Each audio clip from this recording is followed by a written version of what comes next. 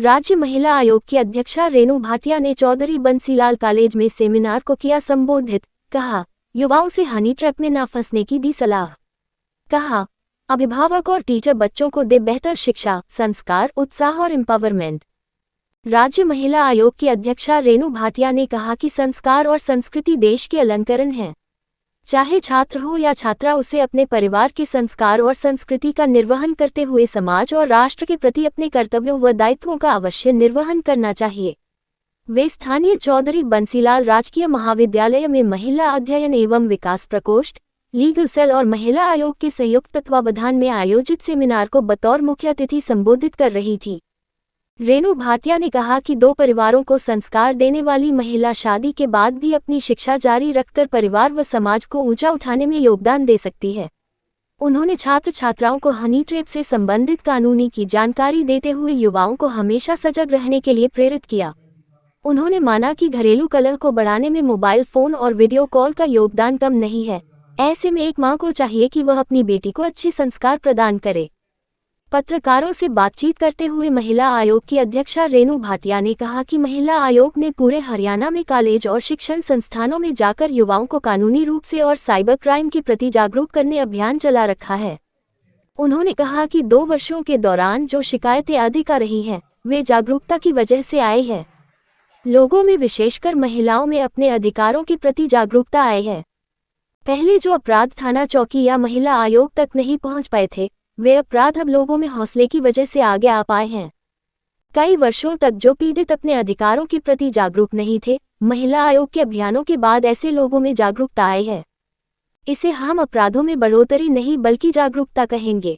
उन्होंने बताया कि वर्तमान में महिला थाने खुले हैं, साइबर क्राइम की शिक्षा दी जा रही है। यही नहीं, अब लोगों को अपराधों के खिलाफ आवाज उठाने के लिए टोल फ्री नंबर 1930 व 112 की सुविधा मिली है। उन्होंने कहा कि कानून के साथ साथ संस्कार भी जरूरी है। यदि अभिभावक संस्कार, शिक्षा, उत्साह और एम्पावरमेंट अपने बच्चों को दे तो वे बच्चे अपराधों या अनैतिक कार्यालय से स्वयं को बचा सकेंगे। इसलिए स्कूली बच्चों को साइबर क्राइम की शिक्षा दी जानी चाहिए। उन्होंने कहा कि सोशल मीडिया बच्चों के लिए काफी नुकसानदायक है। ऐसे में अभिभावक और अध्यापक जब सोशल मीडिया पर अधिक एक्टिव होंगे तो उसका असर बच्चों और शिष्यों में जरूर आएगा। ऐसे में बड़ों की सुधरने की भी जरूरत है। उन्होंने कनीना में हुए स्कूल बस हादसे पर गहरा शोक प्रकट किया और हादसे में काल का ग्रास बने बच्चों की आत्मा की शांति और परिवार को ये दुख सहन करने की शक्ति देने की भगवान से प्रार्थना की। उन्होंने कहा कि हादसे के दोषियों को इसकी सजा जरूर मिलेगी।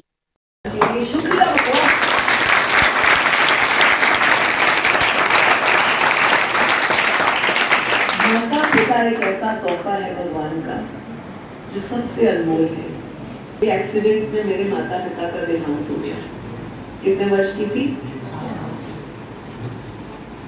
तो होना तो बची। मैं तुम्हें ये सारी चीजें देती हूँ, मेरी माँ मुझे वापस ला दो, मेरे पापा मुझे वापस दिला दो। नहीं होगा ना? तो इसलिए अपने आप पर शुक्रिया करो और अपने माता पिता की कद्र करो। हम कैसे कद्र नहीं करते, सब कुछ मिलने के बावजूद। जैसे ही हम स्कूल से कॉलेज में आते हैं, सबसे पहला चेंज क्या होता है बॉयज और गर्ल्स में? सबसे पहले 2 बटन खोलते हैं, फिर उसके बाद फाइट करते हैं। हम तो बन गए सलमान खान। होता है ऐसे? करते ना गर्ल्स? सारे बॉयज ऐसे करते हैं, झूठ बोलते जो नहीं करते। 1-2 को छोड़ के सारे यही करना चाहते हैं। फिर हम अपने पापा पर जोर डालते हैं, अरे संदीप के पास बाइक है, संभाले, अपनी बेटी के लिए दहेज इकट्ठा करे या तेरी बाइक खरीदे। और बेटियां क्या करती है? कॉलेज जाना है, नया नया सूट पहनना है। रियलाइज, जो लोग रियलाइज नहीं करते, जो बच्चे भटक जाते हैं, 12वीं के बाद आते ही अपने पर निकाल लेते हैं, भटक जाते हैं, उनका एंड पता है क्या होता है? उनका एंड होता है पुलिस स्टेशन, उनका एंड होता है विमेन कमीशन। उसका मैं तुम्हें एक उदाहरण सुनाऊंगी। एक बार हमें किसी ने फोन किया मार्केट से, मैडम हमारे ना बिल्कुल दुकानों के सामने एक ओयो है। ओयो पता है सबको? सबको पता है। स्माइल कर रहे हैं, सबको बताया कि हमारे दुकानों के सामने एक ओयो है और ओयो में रोज रोज स्कूटी आती है, उसमें स्कूल के बच्चे आते हैं। अब स्कूल के बच्चे कितने होंगे? 12वीं तक ही तो होंगे, यानी कम एज, 18 से कम। हम लोगों ने अपनी एसएचओ को लेकर 4-5 पुलिस कर्मचारी लेकर अपने जीवन के उन गहरे अनुभवों को साझा किया जो आप अपने जीवन में महसूस करते रहे हैं। प्रिय विद्यार्थियों, आपका सुतस्य सकाशारक व्रजमनः स्वं स्वं चरित्रं शिक्षेरं पृथिव्यां सर्वमानवाः। हम उस भारत भूमि के विद्यार्थी हैं, उस भारत के वासी हैं जहां विश्व के ब्रह्मचर्य का पालन हमारे यहाँ पाठ पढ़ाया जाता था। तितिक्षमा दमोस्तेयं शौचमिंद्रिय निग्रह धीर विद्या सत्यम क्रोधो दशकम धर्म लक्षण। जब हम एक धर्म की बात करते हैं कि सत्य बोलना, जितेंद्रियता रखना, ये जितेंद्रियता क्या? अपनी नासिका को, अपनी त्वचा को अपने नियंत्रण में रखना। तो इस पाठ को जो विद्यार्थी सीख जाएगा, मैं समझता हूँ वो इस कुचक्कर से बच जाएगा। बहुत ही लंबा अनुभव शेयर किए और उस कड़वी सच्चाई से आपको अवगत कराया जो कि आज वर्तमान स्थिति में यथार्थ के धरातल पर मौजूद है। ये कोई कहीं सुनी कहानियाँ नहीं है, ये वास्तव में आज के टाइम पे हो रहा है। जैसे मैडम अपने सामने जो केस आजकल करते हैं तो कहते हैं अननोन आदमी के हाथ का कुछ खाना नहीं है। वो जो बातें थी तो वो एक फिजिकल वर्ल्ड में थी। इसी तरह का काम साइबर क्राइम में भी होता है। आप अननोन आदमी को आज कॉलेज पहुंचे के बारे में लड़कियों को काम करता है तो बढ़ती अपराधी किसे जिम्मेदार ज़्यादा होती है? देखिए, आज हमारा कॉलेजेस यूनिवर्सिटीज़ की श्रृंखला में चौधरी बंसीलाल गवर्नमेंट कॉलेज लोहारू में आना हुआ और ये हमने एक निश्चय किया हुआ है, निर्णय लिया हुआ है कि महिला आयोग पूरे हरियाणा में अनेकों कॉलेजेस यूनिवर्सिटीज़ में जाके यूथ को जो है एम्पावर होने की और जागरूक होने की जो है एक बात रखेगा, लीगल अवेयरनेस और साइबर क्राइम के सहित। उसी श्रृंखला में हम आए और आज का सेशन बहुत पॉजिटिव रहा। बच्चों ने बहुत अच्छे तरीके से सुना। साइबर क्राइम के एक्सपर्ट्स भी अपनी वीडियो के साथ केसेस को लेकर आए। ये एक बहुत पॉजिटिव बात रही। और जो आपने प्रश्न किया कि अपराध बढ़ रहा है, रुका है या उसकी क्या स्थिति है हरियाणा में, यदि मैं अपने पिछले 2 वर्षों की बात कहूँ एज चेयरपर्सन, तो हमने ये देखा कि जितने भी अपराध की हमारे पास शिकायतें आ रही हैं वो जागरूकता की वजह से आ रही हैं। जो अपराध कई वर्षों से किसी के साथ चल रहा था लेकिन थाने चौकी तक या कमीशन तक नहीं पहुंच पाया था और वो बर्दाश्त कर रहे थे, वो आज हौसले की वजह से बाहर आया है।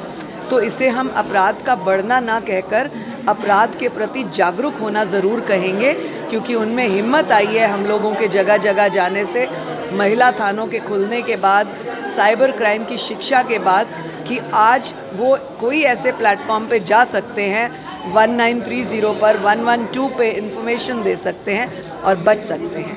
यदि अपराधों के ग्राफ को नीचे लाना चाहें तो ऐसे में सशक्त कानून ज़्यादा जरूरी है या संस्कार भी जरूरी है?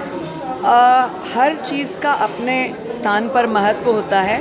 कानून अपना रोल प्ले करता है जहाँ ज़रूरत पड़ती है, लेकिन संस्कार, शिक्षा, मोटिवेशन और एम्पावरमेंट, ये 4 ऐसे हथियार हैं, यदि आप बेटियों को, बेटों को दे दें तो मुझे लगता है कि उनको किसी भी अपराध में फंसते हुए या किसी भी ऐसे काम में लिप्त होने से बचा सकता है।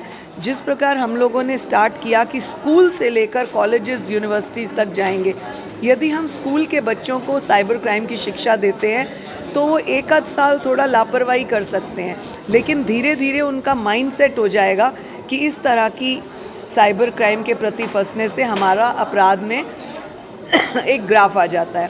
तो वो बच्चा कॉलेज तक आते आते कोई अपराध की गतिविधियों में फंसेगा नहीं, ये हमारा ध्येय है। सोशल मीडिया जो है बच्चों को परिवार से थोड़ा करने का किया है।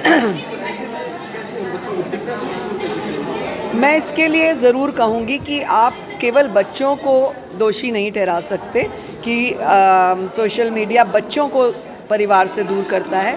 जिस परिवार में बड़े सोशल मीडिया में घुसे हुए हैं वो अपने बच्चों को शिक्षा कैसे दें। जिस स्कूल कॉलेजेस में टीचर्स सोशल मीडिया में घुसे हुए हैं वो अपने स्टूडेंट्स को शिक्षा कैसे दें। तो हमें हर सीरीज़ को सोचना होगा।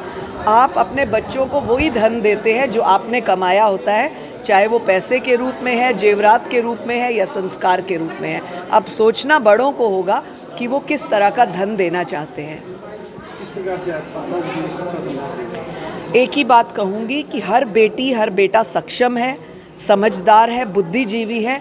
केवल उसका उपयोग सही वक्त पर, सही स्थान पर, सही फैसला लेकर किया जाए।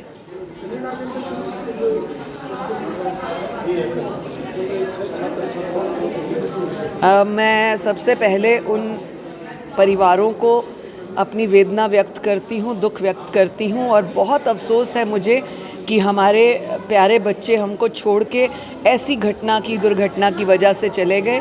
परमात्मा उनको चरणों में स्थान दे, क्योंकि जितनी आयु उनको लिखी थी वो कहते हैं आपका कारण जगह और स्थान स्वयं बनते हैं, वही उनके साथ हुआ। परंतु जो लापरवाही बरती गई थी उसके प्रति सरकार सजग है। मुझे लगता है दोषी को उसकी सज़ा मिलेगी।